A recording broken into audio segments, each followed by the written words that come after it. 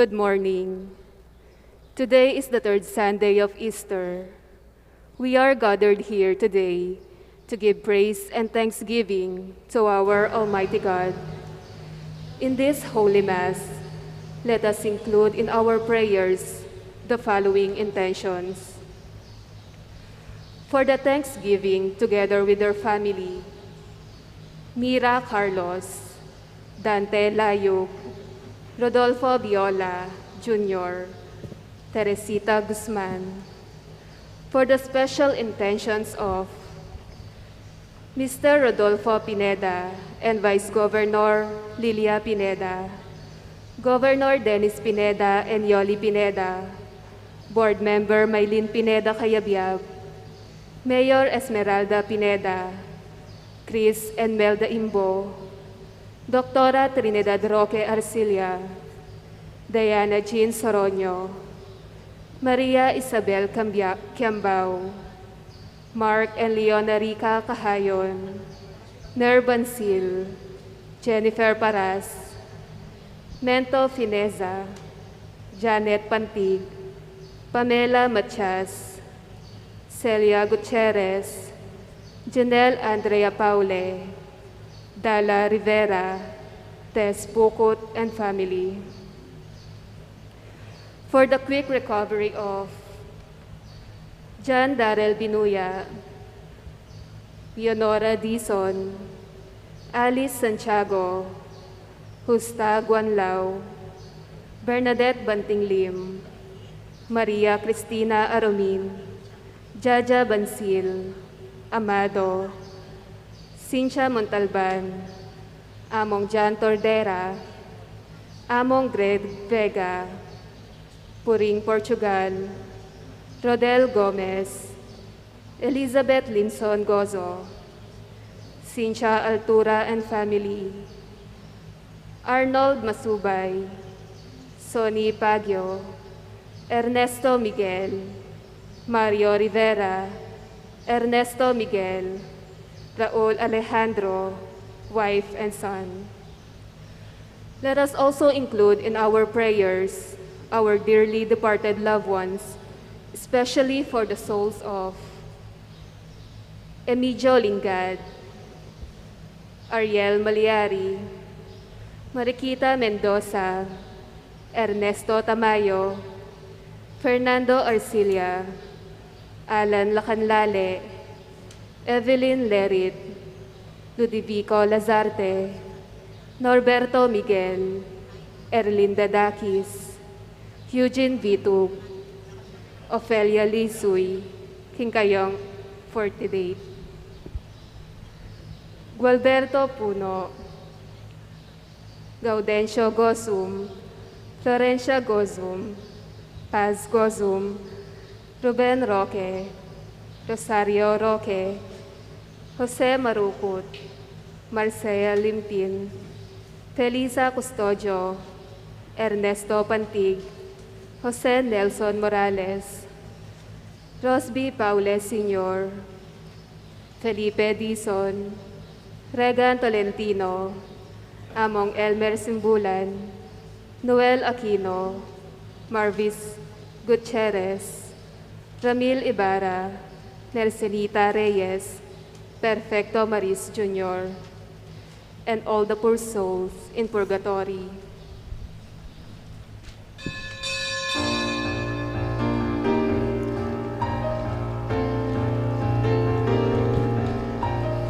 Lord, the light of your love is shining in the midst of the darkness shining. Jesus, light of the world, shine upon us. Set us free by the truth you now bring us. Shine on me, shine on me. Shine, Jesus, shine. Fill this land with the Father's glory blaze. Spirit blaze, set our hearts on fire. Flow, river flow, flood the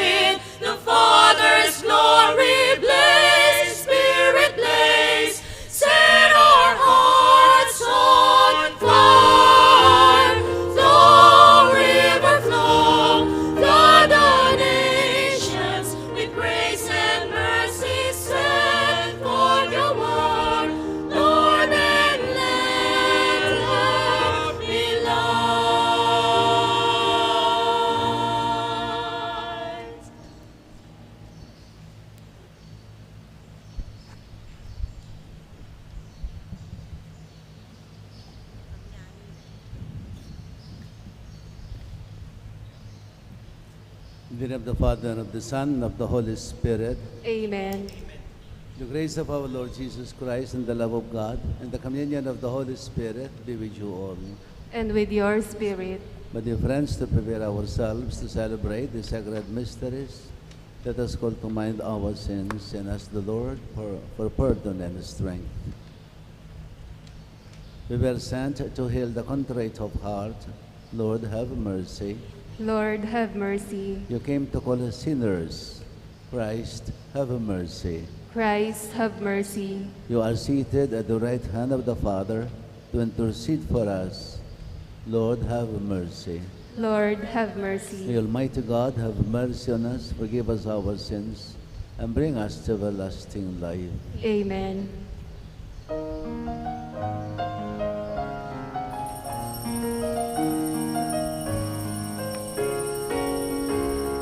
Glory to God in the highest, and peace to God's people on earth. Glory to God in the highest, and peace to God's people on earth. Glory to God in the highest, and peace to God's people on earth. Glory to God in the highest, and peace to God's people on earth.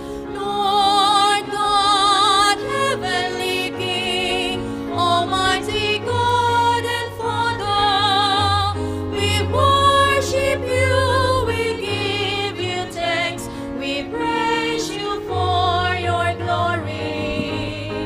Lord Jesus Christ, only Son of the Father, Lord God, Lamb of God, you take away the sins of the world. Have mercy on us. Have mercy on us. You are seated at the right hand of the Father. Receive our prayer. Receive our prayer. For you alone are the best, and peace to God's people on earth. Glory to God in the highest, and peace to God's people on earth. Glory to God in the highest, and peace to God's people on earth.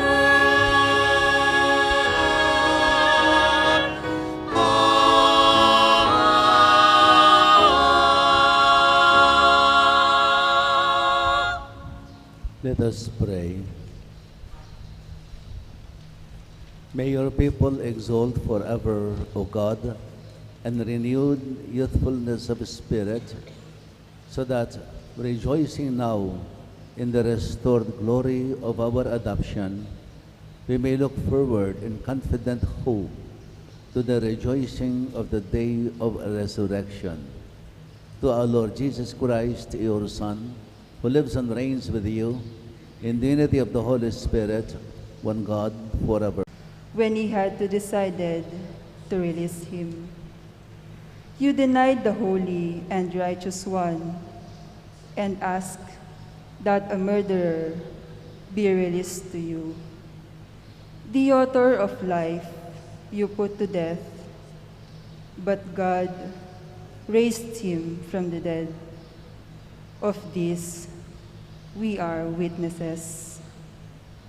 Now I know, brothers, that you acted out of ignorance, just as your leaders did. But God has thus brought to fulfillment what he had announced beforehand through the mouth of all the prophets, that his Christ would suffer. Repent, therefore, and be converted, that your sins may be wiped away. The word of the Lord. Thanks be to God. Lord, let your face shine on us. Lord, let your face shine on us. When I call, answer me, O my just God. You who relieve me when I am in distress, have pity on me and hear my prayer. Lord, let your face shine on us. Know that the Lord does wonders for his faithful one. O Lord, will hear me when I call upon him. Lord, let your face shine on us. O Lord, let the light of your countenance shine upon us. You put gladness into my heart. Lord, let your face shine on us. As soon as I lie down, I fall peacefully asleep. For you alone, O Lord, bring security to my dwelling. Lord, let your face shine on us.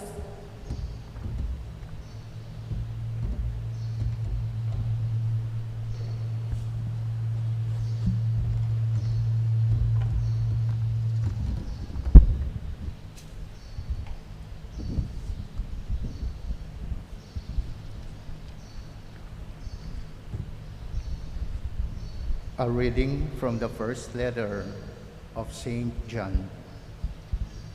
My children, I am writing this to you so that you may not commit sin. But if anyone does sin, we have an advocate with the Father, Jesus Christ, the righteous one. He is expiation for our sins, and not for our sins only, but for those of the whole world, that we may be sure that we know him is to keep his commandments. Those who say, I know him, but do not keep his commandments are liars, and the truth is not in them. But whoever keeps his word, the love of God is truly perfect in him. The word of the Lord. Thanks be to God. Please rise to honor the Holy Gospel. Alleluia, alleluia, alleluia, alleluia, alleluia, alleluia, alleluia, alleluia.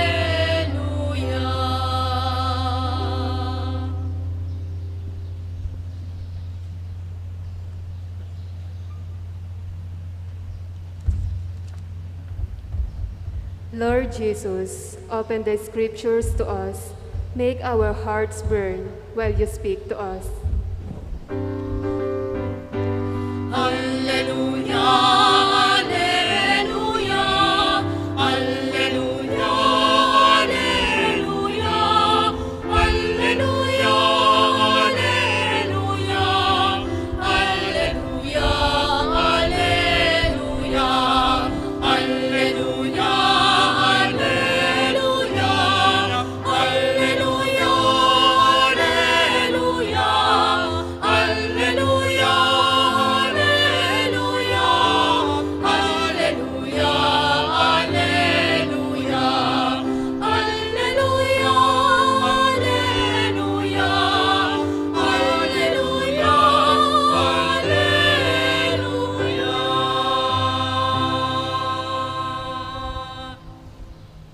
The Lord be with you. And with your spirit.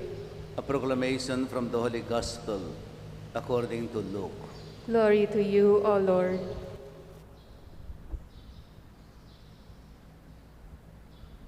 The two disciples recounted what had taken place on the way and how Jesus was made known to them in the breaking of the bread. While they were still speaking about this, he stood in their midst and said to them, "Peace be with you." But they were startled and terrified and thought that they were seeing a ghost. Then he said to them, "Why are you troubled? And why do questions arise in your hearts?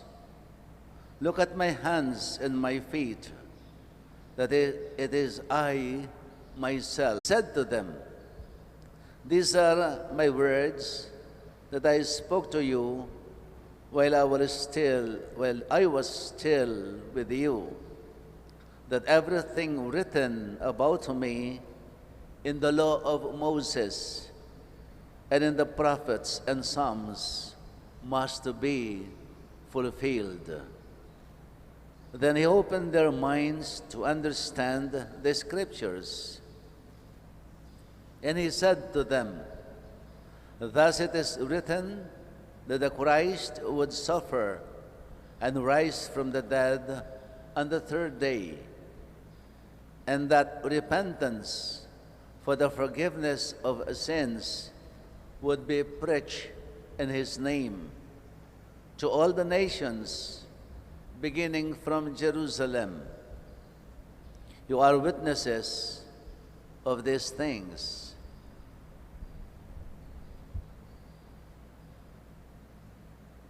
The Gospel of our Lord Jesus Christ. Praise to you, Lord Jesus Christ.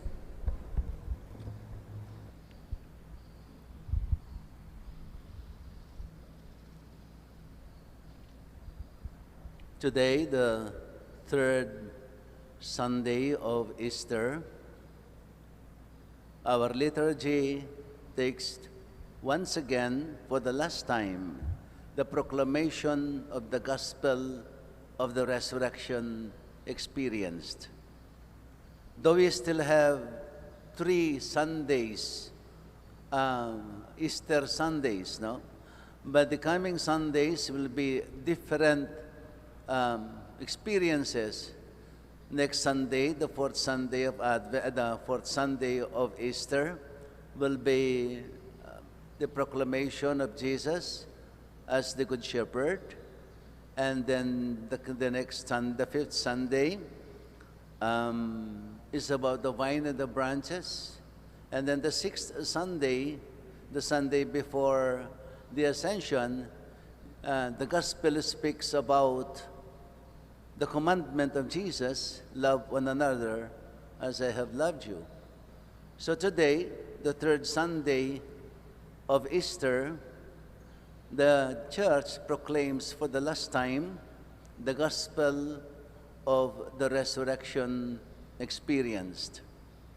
As we have heard it many times from the other gospels taken from different evangelists, I think the Easter Sunday, the evening Mass was taken from Mark or Luke, and then the day of the Easter Sunday is taken from John, and then the second Sunday taken from John again, and then today is taken from the Gospel of Luke. They all talk about the resurrection experience, or the resurrection phenomenon. Well, we have heard this many times now, and the Gospel again tells us that when Jesus appeared to his disciples, they were amazed. Actually, they were incredulous. Because remember, when the disciples followed Jesus, when they responded to the call of Jesus, not because they understood everything that Jesus is telling them or was telling them. They did not understand it precisely. They followed Jesus not because they love Jesus, not because they want to work for Jesus by his mission, but they followed him knowing that the Messiah who will come will be a political leader. He will be a real king just like any other kings. So when they were called by Jesus, they immediately responded because thinking that this will be an opportunity for them from rags to riches, because most of them belong to the lowest sector of society. They were fishermen. Isang kahig, isang tuka ang buhay nila. So when they were called, they were so willing to work for Him. Just like yung mga alipores na mga politiko natin. That's why there was so much grumbling. They were taking this opportunity. Each one of them is wishing or willing to become yung second hand ni Jesus, or sitting at the right hand or at the left hand of Jesus, kapag siya ay sanghari na, sitting in His throne, silang lahat may ambition sila kung sinong magiging executive secretary ng king, kung sinong maging DILG, or whatever position they will be taking. Yun ang kanilang inaasahan. So they follow Jesus because of their ambition, not because they are willing to serve according to the calling of Jesus. Hindi Tinanggap nila ang hamon dahil each one of them has an ambition, na magkaroon ng magandang kalagayan pagdating ng panahon sa paghahari ni Jesus. So they build their dreams, their hopes on Jesus. Kaya during the crucifixion, when Jesus was already hanging on the cross, all of them, they ran away for fear that they will be also be punished, be tortured, just like Jesus. So natakot silang lahat. And what happened to them? Crucifixion of Jesus left to them a broken heart, a broken dream, a broken hope, and a broken life. Yun ang nangyari sa kanila. So when Jesus appeared to them, they simply could not believe. As though their eyes were full of tears of grief, of disappointments, that they could not recognize Jesus. They thought He was a ghost, a spirit coming from the dead. Yun ang akala nila. They simply could not believe ang muling pagkabuhay ni Jesus.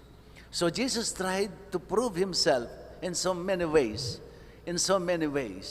until all we know that until the grace of Jesus Himself has been given to them to understand, hindi nabuksan ang kanilang isip at damdamin, ang kanilang puso, para makilala nila the risen Christ. Well, for us today, everything is clear. Alam natin kung sino si Jesus, After everything has been said and done, what is it for us about this resurrection?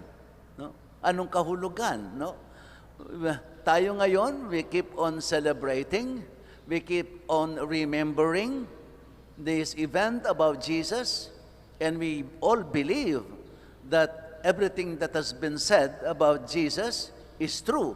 Naniniwala tayo. But then, there is something lacking in us. There's something lacking in us. I still remember there was this atheist philosopher by the name of Nietzsche. Sabi niya, si Nietzsche, may sinulat siyang libro, the title of which was God is Dead. God is dead. They call it God is Dead philosophy. God is dead. He doesn't believe in God. So when he was confronted by Christians, he said to them, "Show me that you are redeemed. Then I will believe in your Redeemer. Show me that you are redeemed. Then I will believe in your Redeemer." Yun ang sinabi ni Nietzsche, a German atheist philosopher. Ibig sabihin niya, para bang sinasabi niya, yes, we have been saying, we have been telling us, we have been proclaiming that Jesus has risen from the dead, but the way you live is different from what you teach, what you proclaim. Parang ganun ang ibig sabihin. And that is precisely what we are lacking. What we are lacking. No, when we were ordained as deacons, no, there is a particular part of that ritual when the bishop will hand us the Bible, no? They would say, receive the gospel of Christ.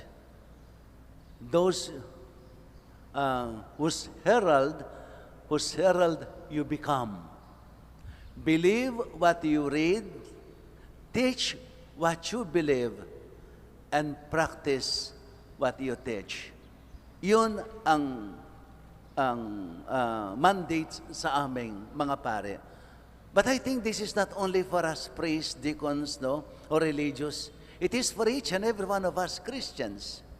We are all meant to be witnesses of Christ, to live the mystery of this resurrection of Christ. It is not only telling people that Christ indeed has resurrected. We have to prove it by the way we live. We have to practice what we teach. We have to practice what we teach. I still remember when I explained to you the three factors, important factors of faith: believing, trusting, and obeying. Believing, trusting, and obeying. Obeying or witnessing.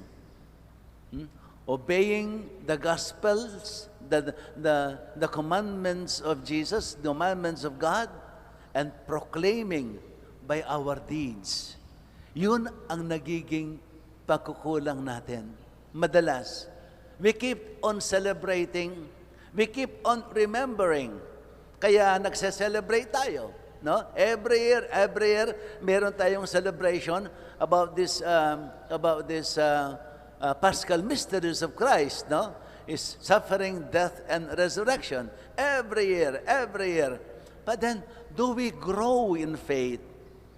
Do we grow in our, if we do not strive to be a sign of the resurrection? Ibig sabihin, krus tayo ng krus, kung hindi tayo nabubuhay ayon sa spirit of resurrection. And what do I mean? No? Well, our religion tells us, let us live by the power of love. Tama. This coming 6th Sunday, yun ang message sa atin. Love one another as I have loved you. Do we really live the spirit of love of Jesus? Anong nangyayari sa atin? Ang puso natin ay punong-puno ng hatred, punong-puno ng vindictiveness. Instead of giving mercy, forgiveness, ito ang turo sa atin ng Panginoon. It is an eye for an eye. Yun pa rin ang batas natin. Gantihan. No? Ginagantihan. What do you call this? Ang pagsasabuhay natin sa ating pananampalataya, dito tayo nagkukulang. We fall short in living our faith. We fall short in being a witness to the risen Christ. At ito ang hinahanap sa atin ngayon. I do not hear what you say, because what you do thunders in my ears. I do not hear what you say, because what you do thunders in my ears. Again, it's a saying. It's like saying, actions speak louder than words. Yun ang ibig sabihin, no? I do not hear what you say, because what you do thunders in my ears. Madali tayong magsalita. Marami tayong alam sabihin tungkol sa ating pananampalataya. No? We know so many things to talk about Jesus, but to live Jesus in our life, yun ang malaking pagkukulang. Ito ang challenge sa atin ngayon. How to live the mystery within the mystery of the resurrection. Hindi lang ito pinaniniwalaan. Patunayan natin na tayo ay naniniwala sa pamamagitan ng pagtugon sa tawag sa atin ng Panginoon, which is to testify, to bear witness. Isabuhay natin ang ating pananampalataya. Ang pagtawag sa atin, pagbibigay ng magandang halimbawa, God's generosity, God's humility. No? Remember, God in all His goodness, God in all His power, no? He humbled Himself, being born in the likeness of man. Being born as a slave in the likeness of man. Yun ang ginawa sa atin ng ating Panginoon. Ito ang pinahayag niya sa atin na dapat nating tularan. His humility, His generosity. He is so generous. He is so generous that He gave His only begotten Son for us to be saved, to be redeemed. Ito ang ating Panginoon. Ito ang dapat nating isabuhay. This is the best way to proclaim the resurrection of Christ, other than proving that indeed Christ has risen from the dead by the many words we can speak. No, we can only prove that Christ indeed has risen from the dead by the life that we live, a life of love, a life of generosity, a life of forgiveness and mercy and compassion.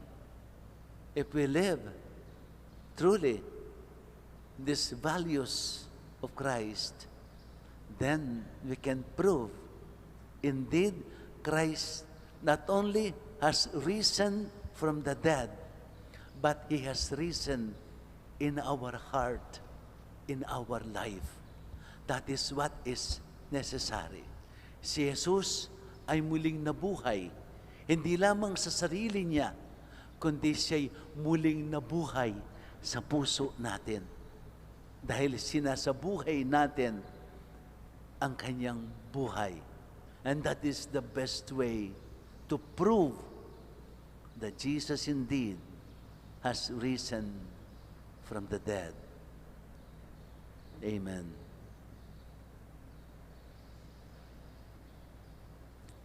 May God bless you all.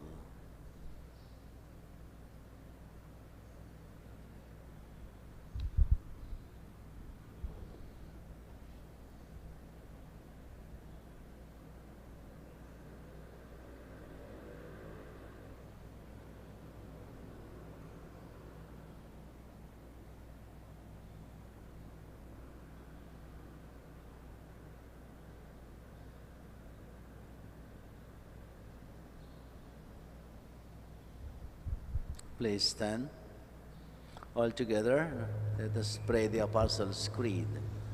I believe in God, the Father Almighty, Creator of heaven and earth, and in Jesus Christ, His only Son, our Lord, who was conceived by the Holy Spirit, born of the Virgin Mary, suffered under Pontius Pilate, was crucified, died, and was buried. He descended into hell. On the third day he rose again. from the dead. He ascended into heaven and is seated at the right hand of the Father. Father Almighty. From there he will come to judge the living and the dead. I believe in the Holy Spirit, the Holy Catholic Church, the communion of saints, the forgiveness of sins, the resurrection of the body, and life everlasting. Amen.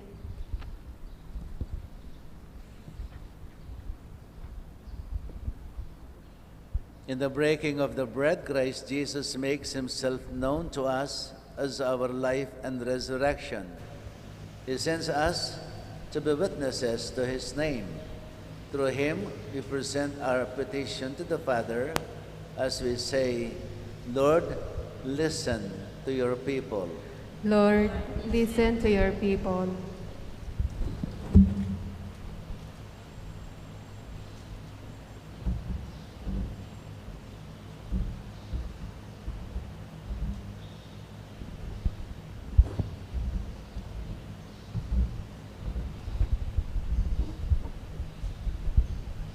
May your church be a beacon of light, helping people in darkness to come to know Jesus as the way, the truth, and the life. We pray. Lord, listen to your people. May all leaders, by governing with fidelity those entrusted to their care, build nations in peace, brotherhood, and rest of human dignity. We pray. Lord, listen to your people. May all consecrated men and women proclaim your resurrection through their lives, their prayer, and their service to others. We pray. Lord, listen to your people. Bless our labor, that it may sustain our life on earth and enhance our human dignity, ease our burden, make our faith strong, and inspire us to put our trust in you. We pray. Lord, listen to your people.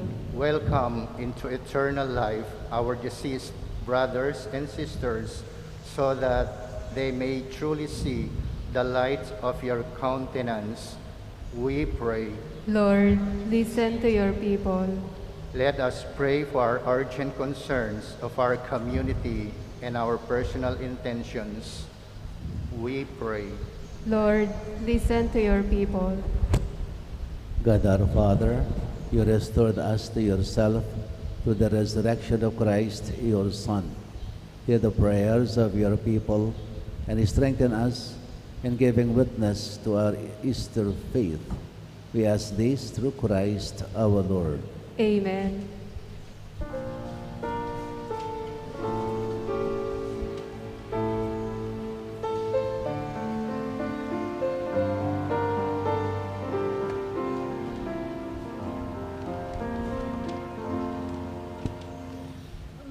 Aming hatid, alay na ito, ang tinapay na nagmula sa pagpapala mo. At tanggapin ang alak na ito, inuming inihain sa'yo. Mahal naming Diyos, inyong tanggapin ang munting alay mula sa amin. Buong puso namin hihintayin pagpapala na aming hiling. Mahal naming Diyos, inyong tanggapin ang munting alay mula sa amin. Buong puso namin hihintayin pagpapala na aming hiling. Pagpapala na aming hiling. Pray, my dear brothers and sisters, that my sacrifice and yours may be made acceptable to God, the Almighty Father. May the Lord accept the sacrifice at your hands for the praise and glory of his name, for our good and for the good of all his holy church. Receive, O Lord, we pray, these offerings of your exultant church, And as you have given her cause for such great gladness, grant also that the gifts we bring may bear fruit in perpetual happiness. Through Christ our Lord. Amen.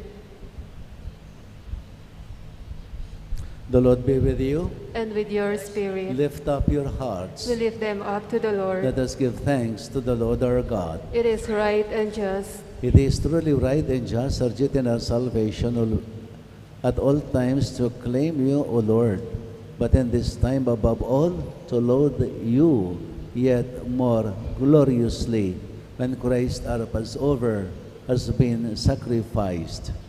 He never ceases to offer himself for us, but defends us and ever pleads our cause before you. He is the sacrificial victim who dies no more, the Lamb once slain who lives forever. Therefore, overcome with paschal joy, every land, every people exalts in your praise, and even the heavenly powers with the angelic host sing together the unending hymn of your glory as they acclaim.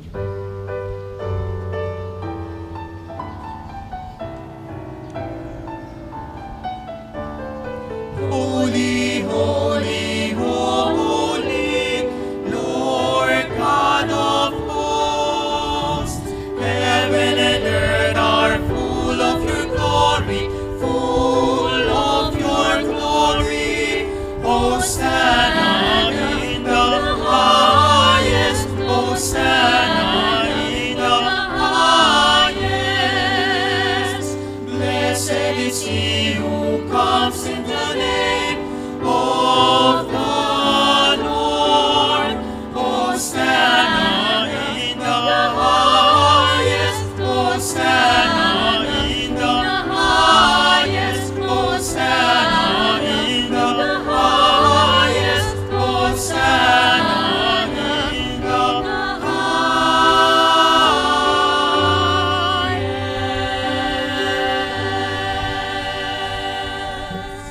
You are indeed holy, O Lord, and all you have created rightly gives you praise.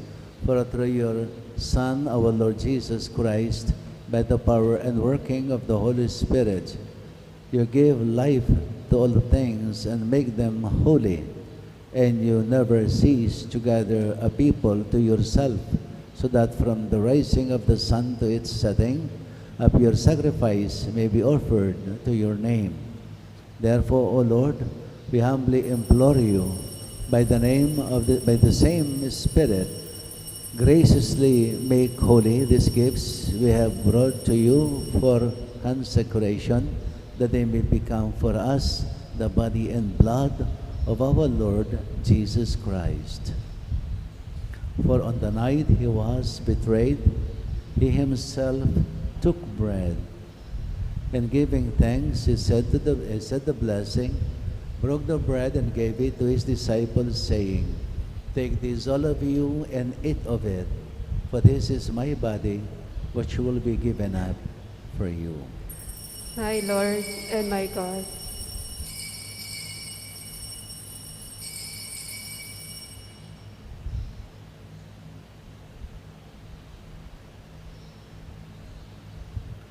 In a similar way, when supper was ended, he took the chalice, once more giving thanks, he said the blessing and gave the chalice to his disciples, saying, "Take this, all of you, and drink from it, for this is the chalice of my blood, the blood of the new and everlasting covenant, that will be shed for you and for all men, for the forgiveness of sins.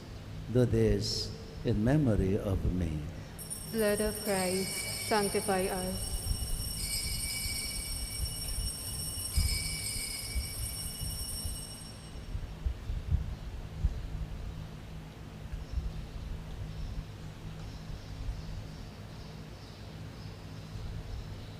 The mystery of our faith.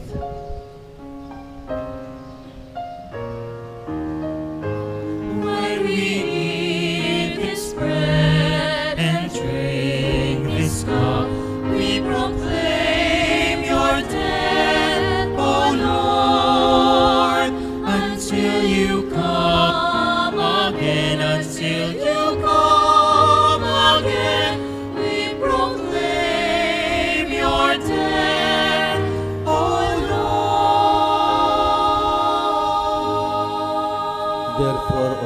as we celebrate the memorial of the saving passion of your Son, his wondrous resurrection and ascension into heaven, and as we look forward to his second coming, we offer you in thanksgiving this holy and living sacrifice. Look, we pray, upon the oblation of your church and recognizing the sacrificial victim by whose death you will to reconcile us to yourself. Grant that we, who are nourished by the body and blood of your Son and filled with his Holy Spirit, may become one body, one spirit in Christ. May he make of us an eternal offering to you, so that we may obtain an inheritance with your elect, especially with the most blessed Virgin Mary, Mother of God, with the blessed Joseph, her spouse, with our blessed apostles and glorious martyrs, Saint Augustine, our patron saint, with all the saints, on this constant intercession in your presence, we rely for unfailing help. May the sacrifice of our reconciliation, we pray, O Lord, advance the peace and salvation of all the world. Be pleased to inform in faith and charity your pilgrim church on earth, with your servant Francis, our Pope, Florentino, our Archbishop, the order of bishops and clergy, Father Laudamir, our co-pastor, and the entire people you have gained of your own. Listen graciously to the prayers of this family whom you have summoned before you.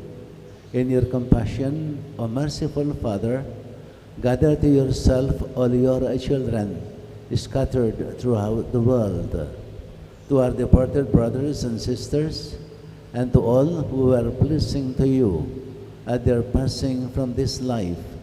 Give kind admittance to your kingdom. There we hope to enjoy forever the fullness of your glory, through Christ our Lord, through whom you bestow on the world all that is good. Through him, with him, and in him, God Almighty Father, in the unity of the Holy Spirit, all honor and glory are yours forever and ever.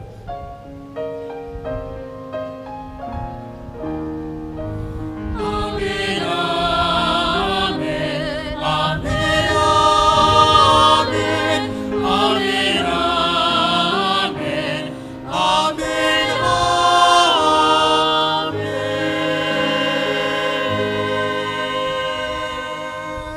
At the Savior's command, formed by divine teaching, we dare to sing the prayer Jesus taught us.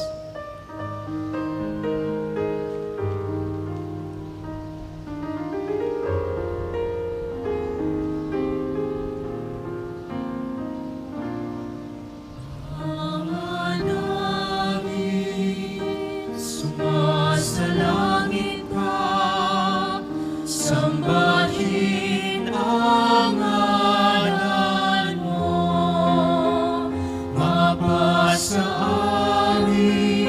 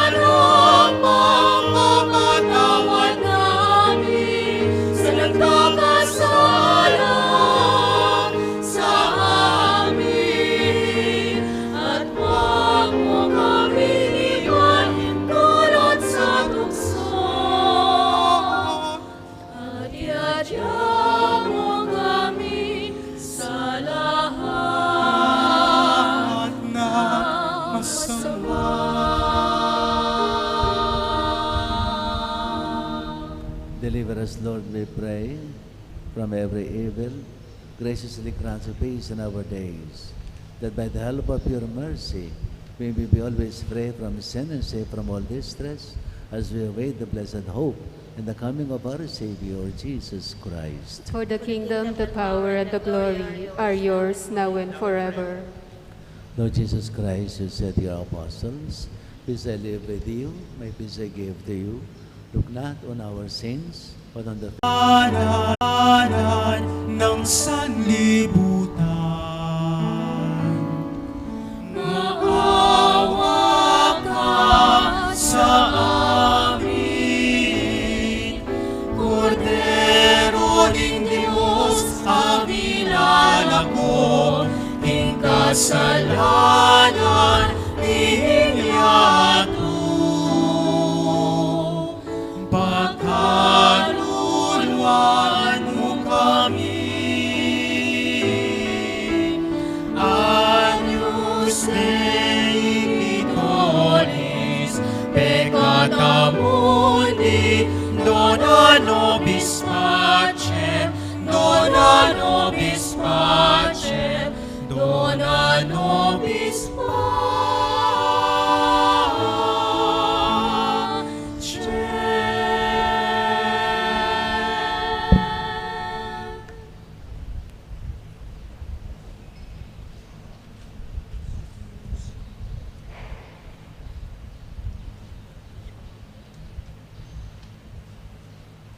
Jesus Christ, the Lamb of God, who takes away the sins of the world. Happy are we who are to receive them in this holy banquet. Lord, I am not worthy that you should enter under my roof, but only say the word, and my soul shall be healed. The body of Christ. Amen.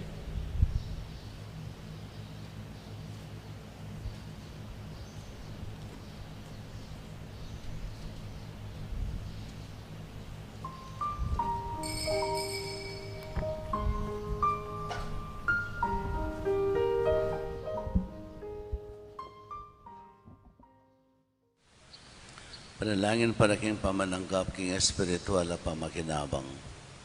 O Jesus ko sa salpantayanan ko, king atyuka king kabandal-banalan na sakramento, kaluguran da ka maigit king sablang bagi, at pagnasan ko yung tanggapan da ka. Dapat paulin na ningiling pinandit, era kaya tanggap king sakramento, umeka mo man espiritual kining puso ko. Kakaulan da ka balang mamawari, atyuka kini, at pagkasanbet ng keng lupos sa ning sarili ko keka. Kaya masani pa yung tulot kapilan man, imikawani ko keka. Amen.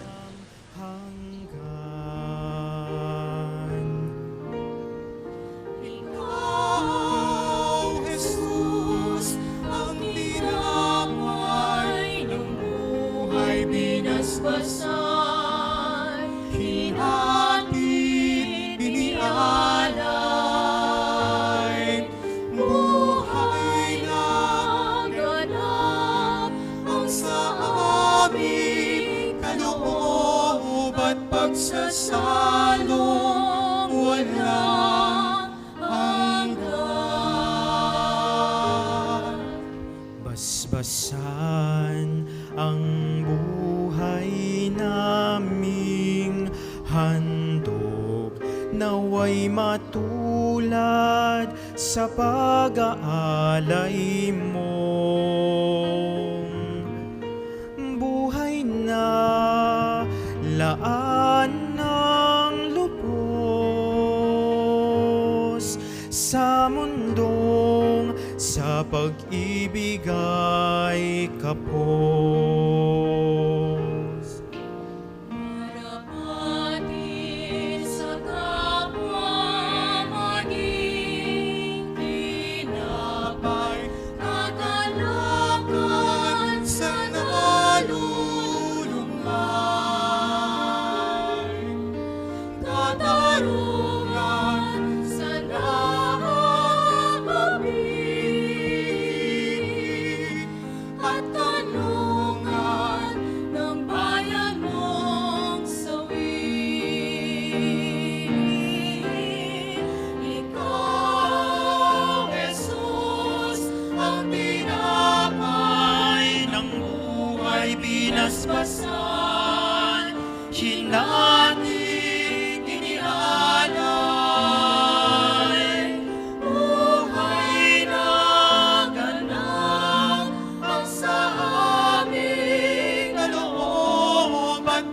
salong walang hanggan, buhay na ganap.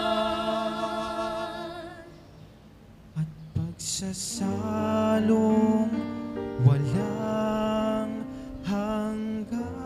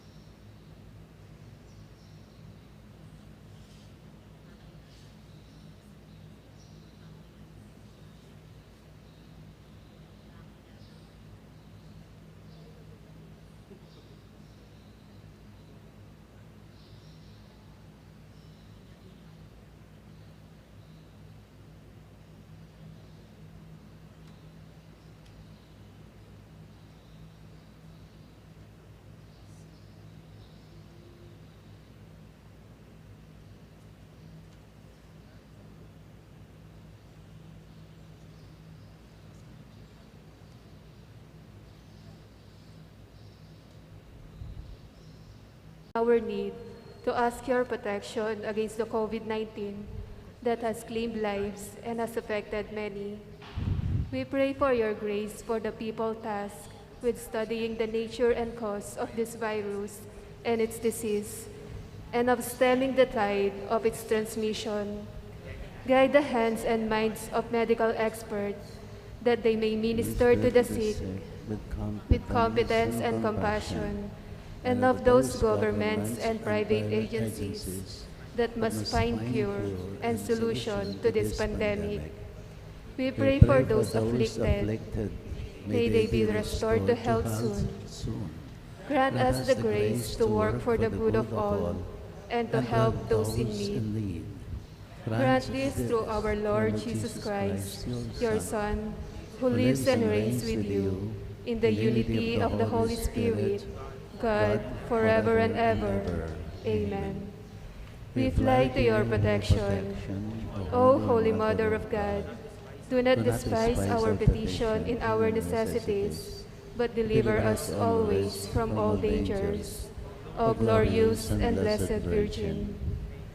Santo Cristo del Perdón, Have mercy on us. Virgen de los Remedios, Pray for us. Saint Joseph, Pray for us. Saint Raphael the Archangel, Pray for us. Saint Roch, Pray for us. Saint Lorenzo Ruiz, Pray for us. Saint Pedro Calungsod, Pray for us. Santa Monica and San Agustin. Pray for us. The Lord be with you. And with your spirit. May the Almighty God bless you all, the Father, the Son, and the Holy Spirit. Amen. Go in peace. Let us live the spirit of the resurrection by living the values of the kingdom of peace, justice, love. Thanks be to God. Alleluia, alleluia.